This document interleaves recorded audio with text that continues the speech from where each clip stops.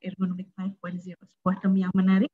Namun sebelum Pak Yasirli menyampaikan materi beliau, saya akan sampaikan kurikulum vitae dari beliau. Bapak Profesor Yasirli PhD CPI memperoleh gelar S1 Teknik Industri dari ITB pada tahun 1997, menempuh S2.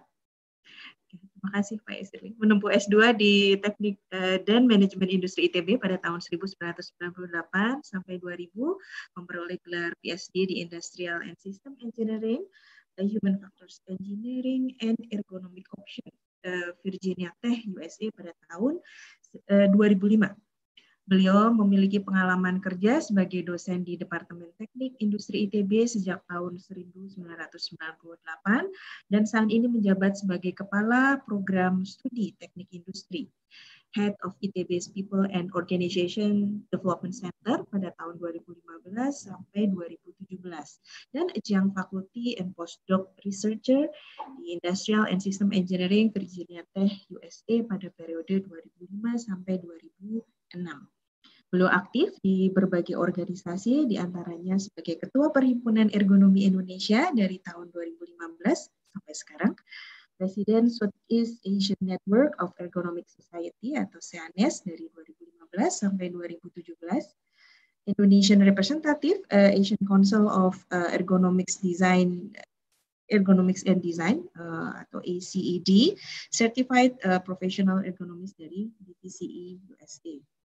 Research area beliau, sebagaimana yang tertampil di layar, beliau riset area beliau adalah Industrial Ergonomics, Occupational Safety, Traffic Management, Business Process Management, Strategic Management, and Agile Organizations. Sampai dengan saat ini, beliau sudah mempublikasikan 2 textbook berjudul Pengantar Ergonomi yang terbit pada tahun 2016 dan Ergonomi Industri yang masih in press ya Pak. Kita tunggu Pak. Jurnal 25 kurang lebih jurnal papers, 50 seminar papers. Beliau juga memiliki consulting experience di banyak perusahaan seperti PT Pertamina, PT PLN, PT Peruri, dan masih banyak lagi. Baik, Pak Yasirli, waktu saya persilakan.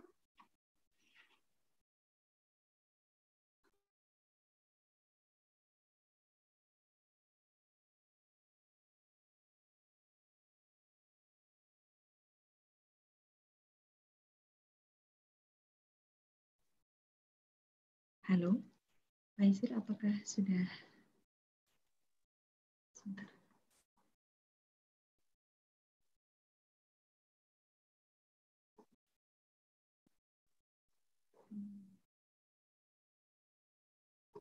Mohon maaf Pak Yasir, kami belum bisa. Oh, oke. Ya, silakan. Silakan Pak Yasir, kami belum bisa menerima suara Bapak, Pak. Boleh di-unmute, Bapak? Ya, sudah. Silakan.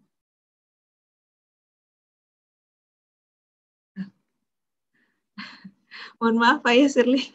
Ya. Oke, coba. Sudah jelas ya? Sudah, siap Pak. Ya, baik. Terima kasih Bu Ratna, Bapak dan Ibu yang saya hormati. Assalamualaikum warahmatullahi wabarakatuh. Selamat pagi dan salam sejahtera untuk kita semua. Yang saya hormati Pak Madedana, mohon maaf Pak, nanti Pak Madedana sesinya pamungkas nanti terakhir. Saya mohon izin duluan. Saya hormati juga Bapak dan Ibu dari Dewan Pembina PEI.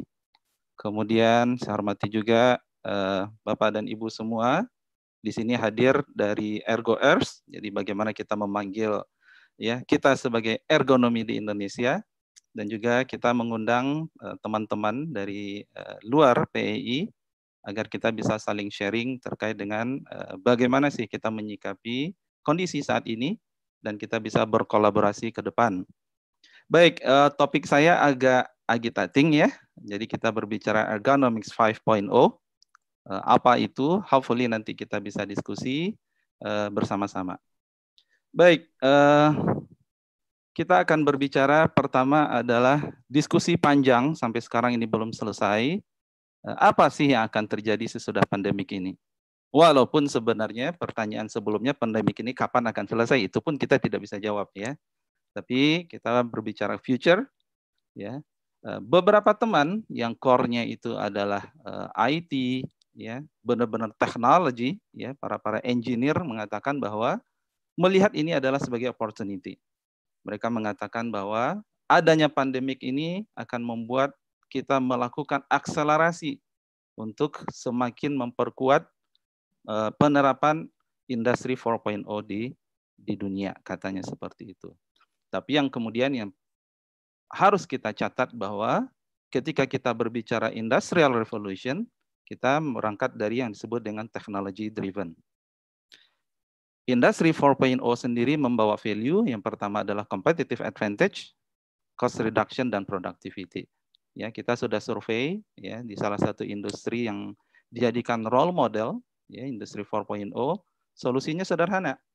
Ketika kemudian ada activity yang kemudian itu bisa digantikan oleh mesin dan teknologi, kemudian return on investment-nya kurang dari 2 tahun, maka otomatis ya akan digantikan. Sehingga seperti kata Pak Momo tadi, peran manusia akan terpinggirkan.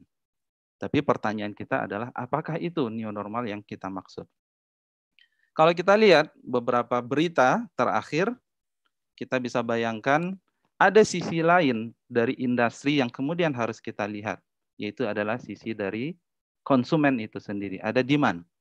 Indonesia kehilangan daya beli 362 triliun itu kata Pak Menteri, ya, ini baru selama 2 bulan.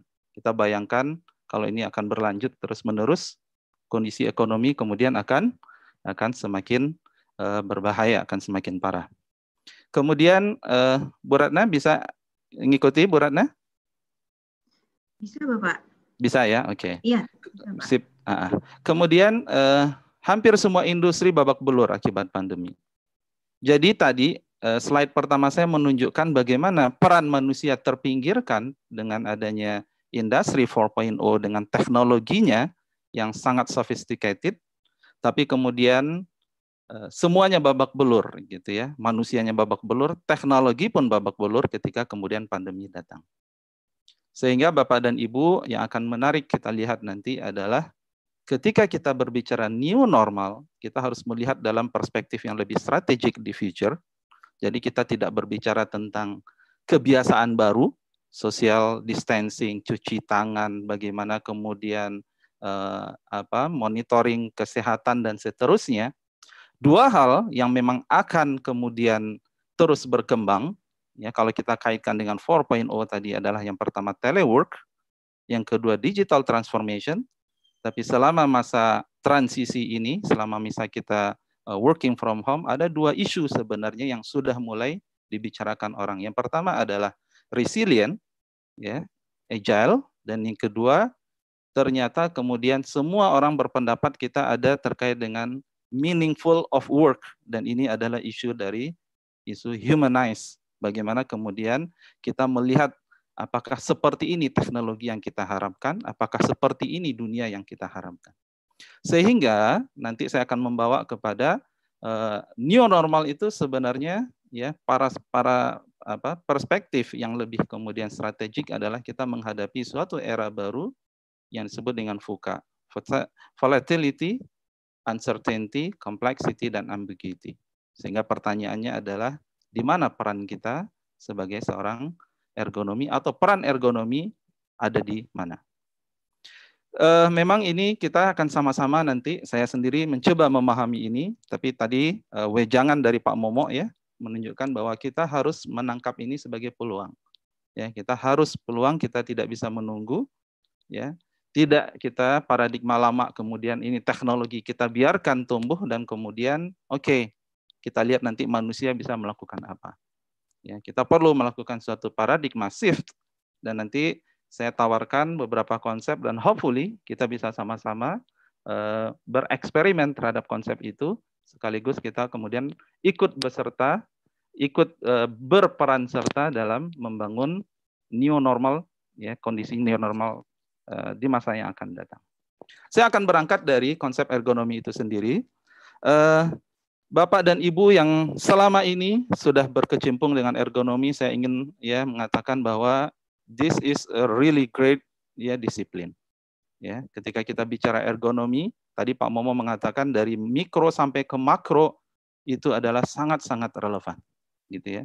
Jadi kita harus syukuri ini. Ya, saya ambil dari IEA, Scientific Discipline Concerned with Understanding Interaction Among Humans and Other Elements of the System. Dan ujungnya kita akan berbicara tentang how to optimize human well-being and overall system performance. Suatu definisi, suatu konsep yang kemudian sangat luas aplikasinya.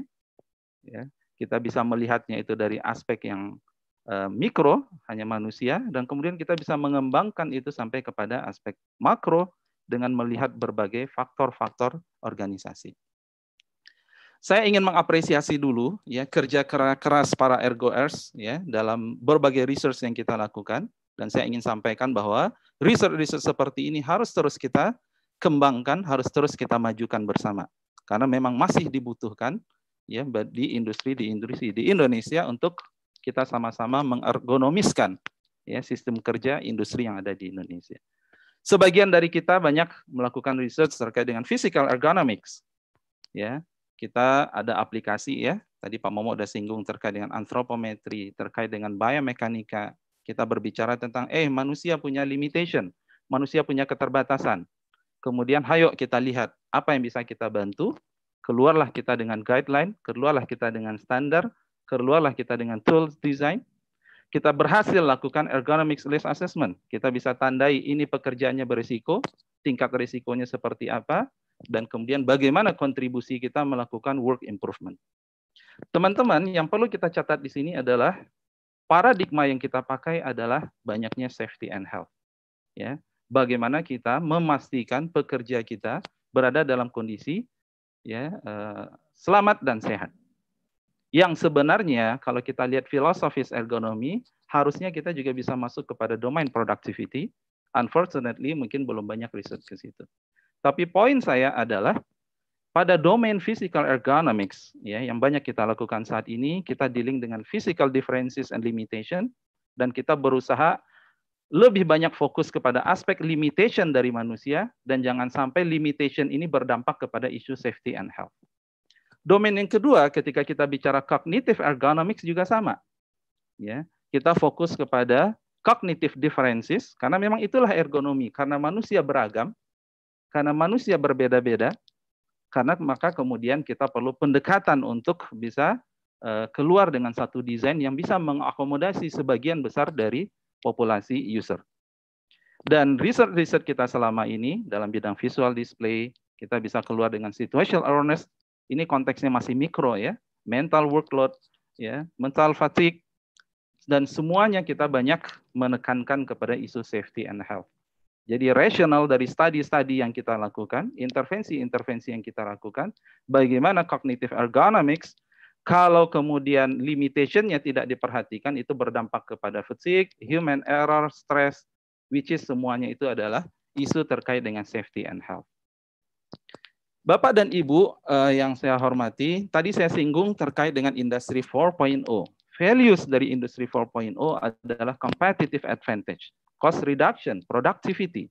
Jadi bagaimana kemudian bisnis perusahaan menunggu bahwa intervensi-intervensi itu meningkatkan competitive advantage dari mereka.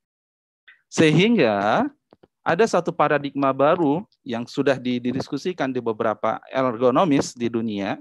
Kita perlu moving forward, yang awalnya kita berbicara tentang dealing with human differences and limitation, kita melihat aspek minimum dari manusia, kita shifting, kita melihat bahwa apa yang maksimum yang bisa kita capai dari manusia. Jadi instead of kita lebih fokus kepada safety and health saja, kita harus melihat bahwa safety, health, dan produktivitas itu harus kita lihat secara bersama. Jadi kita tidak cukup mengatakan, oke, kami punya NIOSH recommended weight limit, maksimum yang diangkat 23. Industri akan bertanya, ngangkat 23, bisa nggak kalau manusianya ngangkat sampai 100? Dan itu harus bisa dijawab oleh ahli ergonomi. Kalau kita bisa kemudian keluar dengan desain, manusia itu bisa mengangkat beban sampai 100 kg, artinya dibandingkan dengan mengangkat 23 kg, kita memicu produktivitas 4 kali lipat.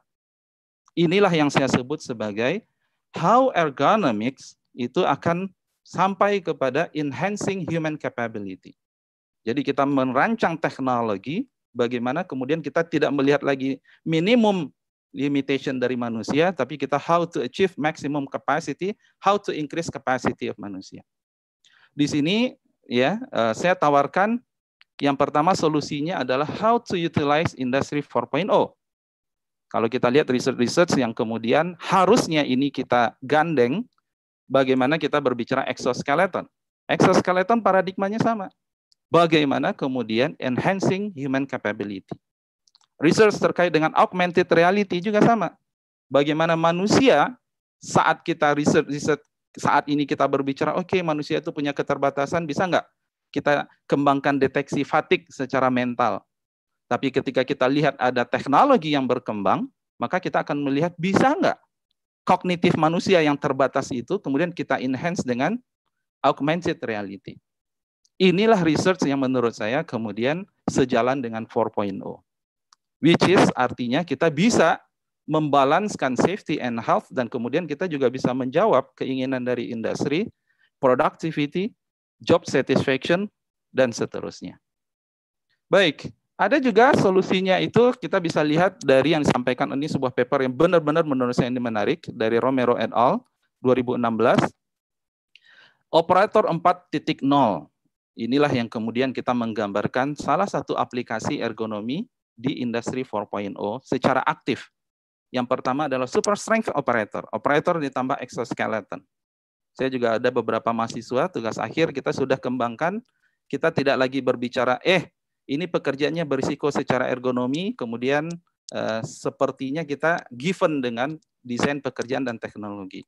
Tapi kita minta merancang sesuatu bagaimana enhancing capacity, enhancing capability.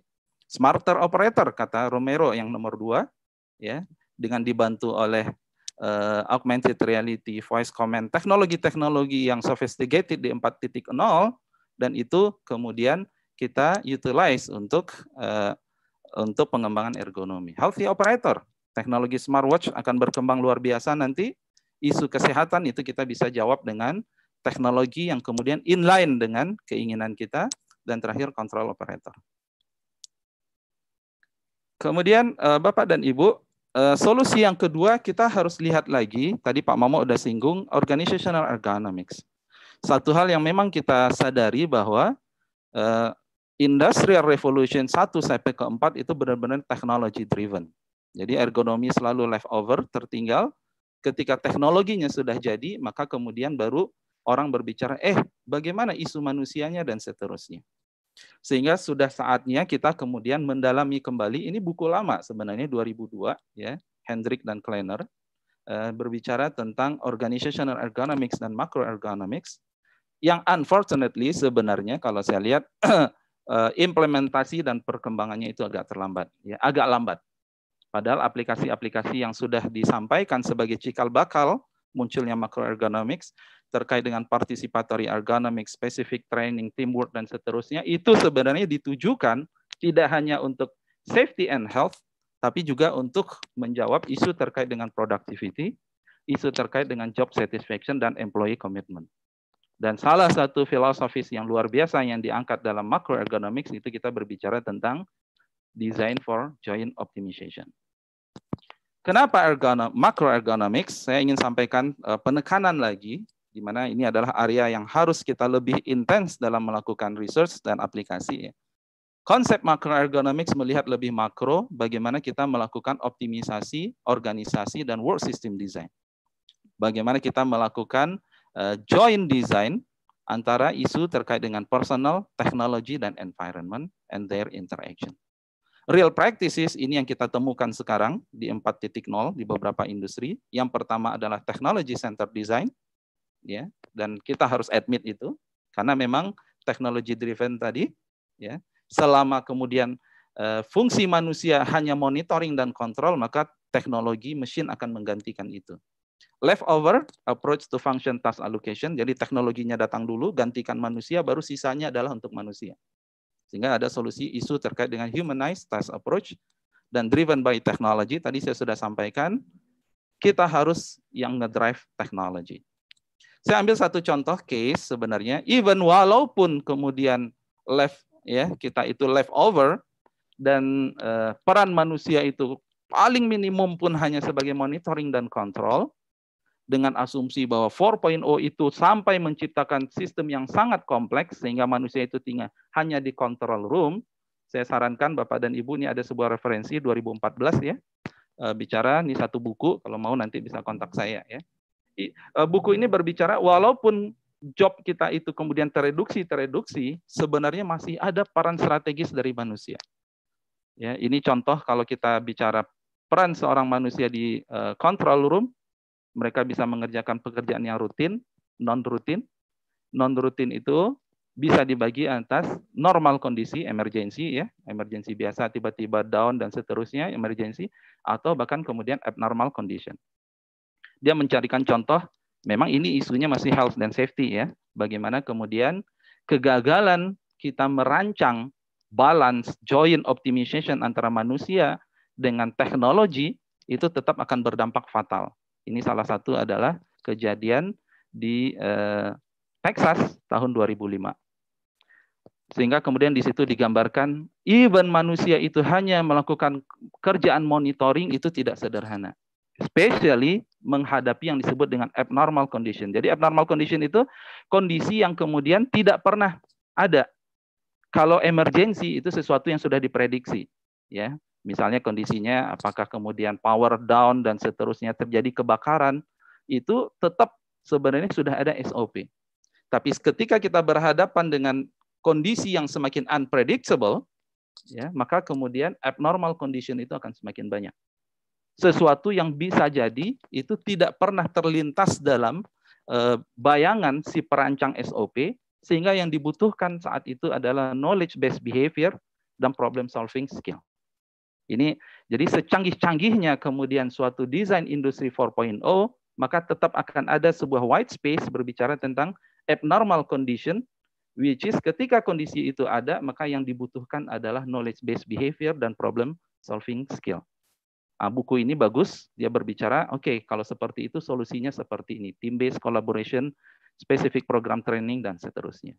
Which is yang saya katakan sekali lagi, ini adalah even walaupun tadi usaha kita aktif dulu, bagaimana utilize teknologi 4.0 for enhancing human capability, tapi kalaupun kemudian role dari manusia itu kemudian sangat spesifik monitoring dan kontrol, kemudian peran ergonomi juga masih sangat relevan. Baru kita sekarang Bapak dan Ibu berbicara beyond ergonomics 4.0, itu yang saya sebut tadi. Ya, 4.0 tadi kita berbicara bagaimana peran ergonomics di industri 4.0. Praktisi kita sekarang adalah, tadi saya sampaikan, kita banyak berbicara terkait tentang limitation, kita banyak bicara guideline, kita banyak bicara, oke, manusia itu punya keterbatasan, ayo kita buat setup standar 23 kg, padahal banyak orang yang bisa ngangkat 30, 40, kemudian protes, kenapa guideline-nya hanya 23 kg maksimum, dan seterusnya. Dan artinya, ketika di sini kita sudah masuk kepada ergonomics 4.0, apakah ini sudah selesai sampai di sini? Tadi Bapak dan Ibu saya berbicara tentang VUCA, ya, volatility, uncertainty, complexity, ambiguity. Ada beyond industri 4.0 yang kemudian akan kita hadapi dalam kondisi yang penuh dengan ketidakpastian, ya, ketidakjelasan, semakin kompleks dan seterusnya. Dan kalau kita lihat tipikal pekerjaan, terutama di industri yang awalnya dominan adalah manufacturing work, maka kemudian akan berpindah kepada knowledge work.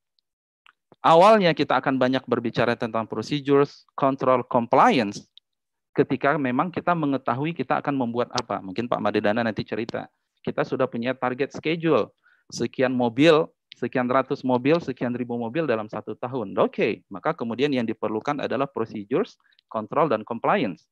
Tapi apa yang terjadi ketika kemudian, ketika kita tanya kepada konsumen kita, apakah Anda tahu apa yang Anda butuhkan? Yes, kami butuh suatu transportasi, tapi kami nggak tahu bentuknya seperti apa.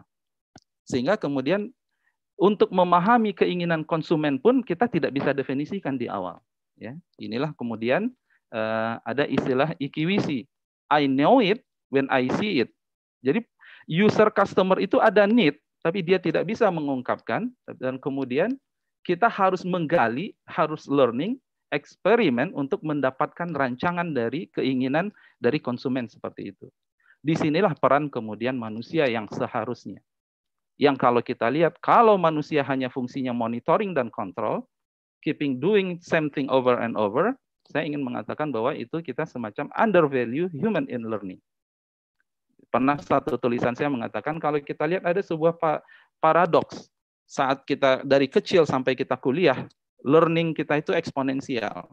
Tapi ketika kita masuk ke dunia kerja, apalagi tipikal pekerjaannya adalah supervisory work, maka kita melakukan hal yang sama tiap hari. Ada inovasi, tapi inovasi kita sangat terbatas.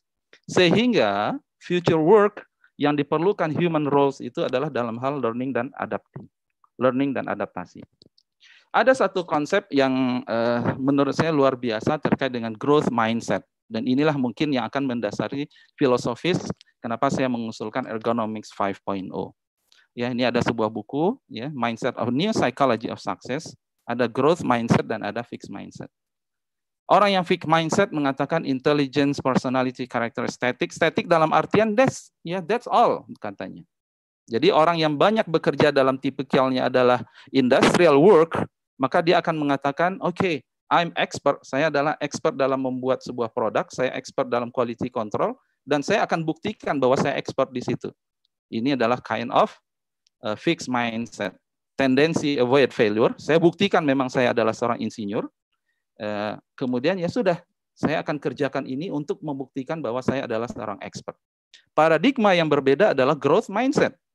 Ya, growth mindset paradigma yang kemudian dia melihat, ya, saya akan terus berkembang, dan itulah memang tipikal ciptaan yang maha kuasa kepada kita. Intelligence, personality, karakter saya akan terus berkembang, dan saya akan asah terus untuk menghadapi, untuk mencari tahu VUCA ini seperti apa sih sebenarnya. Ya, dia akan senang untuk confronting uncertainties, embracing challenges, not afraid to fall. Ya, kalau memang namanya manusia gagal ya, kemudian itu adalah saya bisa belajar dari situ. Growth mindset inilah yang kemudian tadi sejalan dengan apa yang saya sampaikan, kita berbicara kepada the future more knowledge work. Sehingga Bapak dan Ibu, yang kami usulkan adalah kita moving dari current practices, kita bicara limitation segala macam, ya, kita concern dengan human limitation, kemudian oke, kita berbicara 4.0, kita coba ambil teknologinya, atau kita kemudian design joint optimization human dan teknologi. Tadi Pak Momo sudah sampaikan sekilas, ya. Kemudian kita moving forward, ada satu hal sesudah kita enhancing people capabilities, kita melakukan disebut dengan enhancing human learning. Ya, sayang, ya, dia adalah seorang sarjana, dia adalah seorang knowledge worker, kemudian dia hanya melakukan pekerjaan yang sifatnya repetitif, mengerjakan pekerjaan yang sifatnya monitoring dan kontrol. Saat 4.0 kita bicara joint optimization of human and technology. Pada 5.0 kami tawarkan adalah joint optimization human technology organization. Karena ujungnya kita akan berbicara organisasi. Saat 4.0 kita bicara super operator, saat 5.0 kita bicara learner worker. Bahkan learner worker pun bisa dengan teknologi sebagai supportingnya. Kita bicara juga agile organization, sehingga goals kita lebih dalam lagi, 2 isu sebenarnya. Tambahan itu adalah experience and learning. Jadi apalagi kalau kita berhadapan dengan milenial sekarang. Milenial memilih pekerjaannya adalah sesuatu yang saya bisa belajar. Disuruh kerja di industrial task, manufacturing task repetitif, mungkin dia nggak mau. Ya, tidak ada pembelajaran, tidak ada tantangan, tidak ada new experience katanya. Dan yang terakhir adalah kita perlu menjadikan goals itu adalah business capability. Ya, jadi tidak hanya kemudian peran manusia itu hanya menunggu, tell me what to do, okay, I will do it. Suruh bikin pesawat, okay, saya akan buat pesawat, syaratnya adalah tentukan saya spek, saya akan desain itu. Pak, bikin project management di sini, okay, saya adalah seorang ahli project management, apa goals-nya saya akan buat. Selama spek dan seterusnya ada. Tapi ketika kita berbicara future, ya, environment yang penuh dengan ketidakpastian, human juga harus, manusia pekerja juga harus bisa terlibat. Bagaimana kita rancang organisasinya, dia juga bersentuhan dengan mencari tahu, mendefine customer itu seperti apa. Bagaimana kemudian model yang kemudian Ergonomics 5.0, Ada sebuah model yang saya kembangkan dari balance model, tadi sampaikan juga oleh Pak Momo, bagaimana balance model ini kemudian bisa menjawab ya increasing business capability. Jadi isu kita adalah bisnis. Isu sekarang zaman pandemi, pasca pandemi adalah bagaimana bisnis resilient. Ya. Konsepnya sama, kita akan berangkat dari yang disebut dengan VUCA. That's the mind driven-nya. Stakeholders needs, yang itu kemudian sangat dynamic, external environment VUCA, uncertainty, complexity, dan bagaimana itu garisnya putus-putus ya, kotaknya, menunjukkan bahwa sangat mudah kondisi eksternal itu kemudian mengubah komposisi antara human, task, technology, and organization. Aspek human, dimensionnya bisa tingkat profesionalism, experience, competence, motivation, intelligence, talent, dan seterusnya, which is dalam desain kita adalah learning and growing.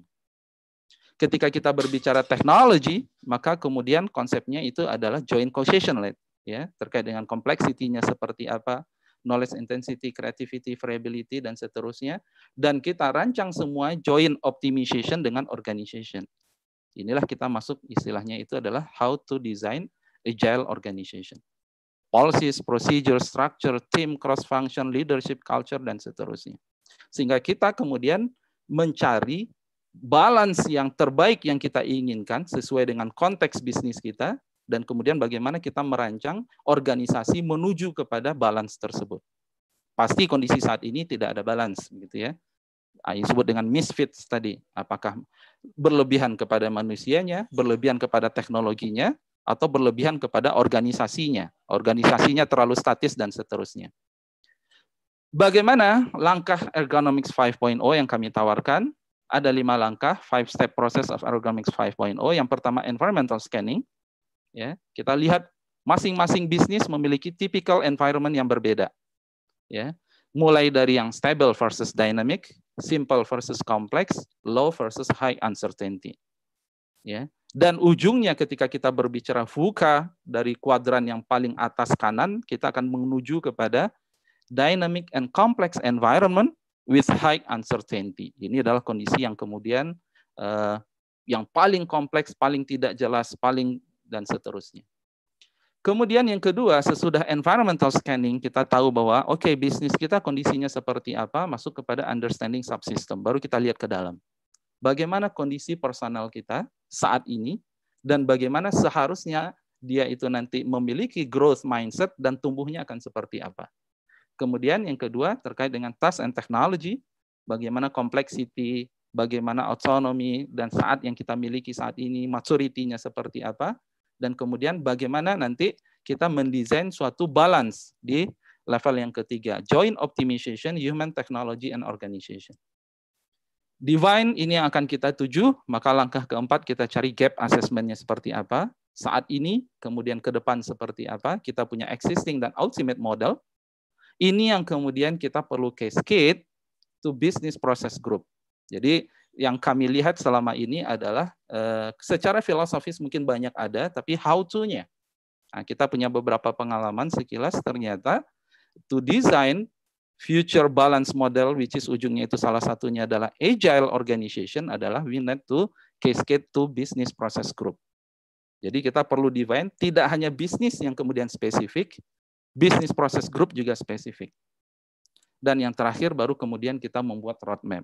Learning growing environment seperti apa yang ingin kita tumbuhkan, bagaimana kita melakukan agile transformation terhadap organisasi, dan ujung-ujungnya memang teknologi itu kemudian mau tidak mau juga harus disesuaikan. Disinilah kemudian kita berbicara tentang business process improvement. Ini adalah slide saya terakhir, Bu Ratna. Apa bedanya 10 step MEAT? Jadi 10 step MEAT ini Macro Ergonomics and Design. Ini adalah methods yang ditawarkan oleh Hendrik dan Kleiner 2002. Dan apa bedanya kira-kira dengan 5-step Ergonomics 5.0? Sama-sama dengan kita berangkat dari environmental scanning. Jadi sebenarnya MEAT ini memberikan fondasi sebenarnya kerangka, oke, kita harus mulai dari environmental kita yang ternyata itu memberikan dampak yang besar terhadap organisasi dan bisnis. Kalau kita lihat MEAT fokusnya adalah joint optimization dari human dan technology, kemudian baru didesain organisasi belakangan. Kalau kami melihat adalah ini kita harus lihat tiganya menjadi joint optimization, human technology organization, but human dalam konteksnya itu adalah enhancing human learning. Jadi kita tidak bisa melihat, oke, manusia saat ini seperti ini. Enggak. Tapi manusia saat ini dan kemudian ada sebuah environment yang akan kita create bahwa manusia itu akan learning, adapting, experimenting, dan seterusnya. Method, kalau kita lihat MEAT 10 langkah, proses control based analysis, ada variance analysis, basisnya nanti activities, dan seterusnya, which is yang menurut pengalaman kita melihat that's too detail. Ya, too detail dan kemudian kehilangan ruh dari makronya sebenarnya. Dan kami tawarkan pendekatannya itu adalah business process group based analysis. Jadi corporate level, kemudian cukup di cascade down menjadi business process group, dan kemudian kita melakukan transformasi di situ. Terakhir, output, kalau kita bicara 10 langkah MEAT, Macroergonomics and Design, dari Hendrik dan Kleiner, mereka berdua adalah bapak makroergonomi di dunia. Task allocation, joint design, human technology, design of subsystem. Kalau kami melihat bahwa kalau kita berbicara ergonomics 5.0 menghadapi VUCA, maka sebenarnya outputnya itu adalah journey. Tidak bisa kita definisikan. Jadi setiap perusahaan akan memiliki roadmap, dan setiap perusahaan akan melakukan eksperimen, dan mereka akan memiliki journey masing-masing, dan masing-masing perusahaan nanti akan memiliki success story, how to create their organization to be agile. Baik, Bapak dan Ibu, itu dari saya. Buat teman-teman yang belum bergabung dengan Perhimpunan Ergonomi Indonesia, welcome. Kita punya website pei.org.id. Saya kembalikan ke Bu Ratna. Terima kasih banyak. Assalamualaikum warahmatullahi wabarakatuh. Waalaikumsalam warahmatullahi wabarakatuh. Terima kasih banyak Pak Yusirli. Sangat menarik sekali Ergonomic 5.0. Selain Pak Yusirli menceritakan awalnya dari mana, ini juga dijelaskan pula tentang step by step gitu bagaimana implementasinya.